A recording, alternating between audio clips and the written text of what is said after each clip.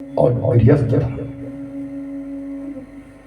कहा जाता है कि साधुओं के लिए 4 बात बताई गई और 4 ही बात गृहस्थियों को बताई गई। 4 बात साधुओं की पहली बात है ज्ञान। संतों के अंदर ज्ञान होता है।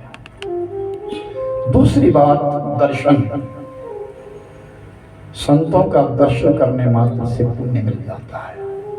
साधु नाम दर्शनम पुण्यम तीर्थभूताय साधवा तीर्थम फलतिकारेण सद्य साधु समागम। कहते हैं कि संतों का दर्शन करना तीर्थों का दर्शन का पुण्य पाना है। क्यों? कि तीर्थों पे जाकर के जब हम तीर्थों पर जाते हैं वहां का पुण्य मिलता है, लेकिन समय आने पर। लेकिन संतों के दर्शन का तत्काल पुण्य मिलता है उसी समय, उनकी वाणी से, उनके आचरण से। साधु के 4 धर्म के आचार बात कहेगी। पहला ज्ञान, दूसरा दर्शन और तीसरा चरित्र और चौथा साधु धर्म। साधु धर्म, ये 4 बात संतों में कही और 4 ही बात गृहस्थ को कही है। ध्यान से सुनना। गृहस्थ धर्म में कहा गया है सबसे पहला कार्य दान। अपनी क्षमता के अनुसार पशु पंखियों को दान, गरीबों को दान, आश्रितों को दान, अनाथों को दान, भगवत चरणों में दान। अपनी कमाई का 10वां हिस्सा दान करने के लिए कहा गया है।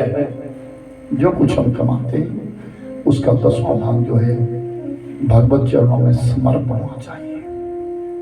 पहली बात। दूसरा शील, सहनशीलता, साधारणता, सरलता। गृहस्थ धर्म में सरलता होना अनिवार्य है। अगर गृहस्थ में उदंडता आ जाएगी।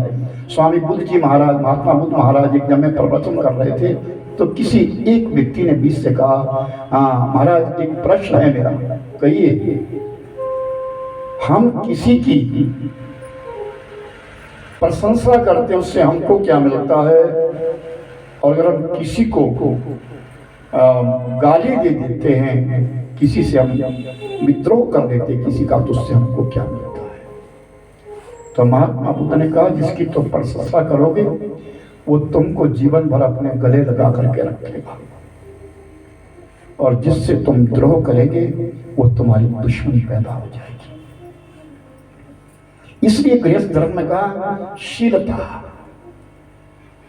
साधनता और तपस्या। संतों के द्वारा प्रेरित होकर के तप करना, गुरुजनों के द्वारा बताए हुए कार्य का निर्माण करना और उसके ऊपर तप करना, तपस्या करना, साधना करना।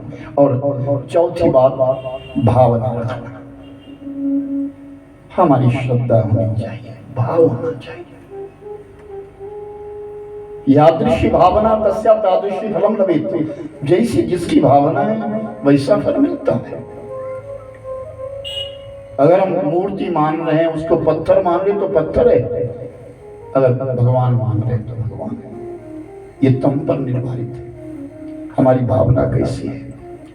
याद रखना, जब से, तप से, सेवा करने से, पूजा करने से, यज्ञ करने से, होम करने से, दान करने से, पुण्य करने से मानुष का चित्त प्रसन्न होता है, चित्त में निर्मलता आती है। राजा भारतेंदु हुए, पढ़ा होगा आप लोगों ने, राजा भारतेंदु। राजा भारतेंदु का जिस दिन जन्मदिन आता था उस दिन वो अपना सर्वस्व, जितना साल भर का आया हुआ धन होता था, उस सबको प्रजा में वितरित कर देते थे, खाली हो जाते थे।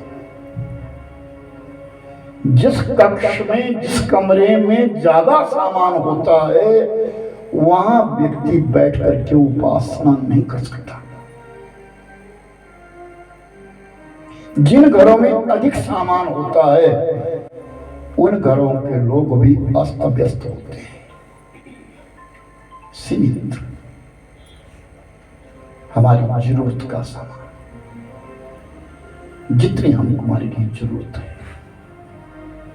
जितनी हमको आवश्यकता है उतनी हमारे पास वस्तु चाहिए। जिसकी आवश्यकता हमको नहीं है वो हम क्यों लें? वो दयावान है, वो परमात्मा बड़े दयालु है। और वो दयालु अगर हम पर कृपा करते, हर बात पे कृपा करते, दया नहीं थी और वो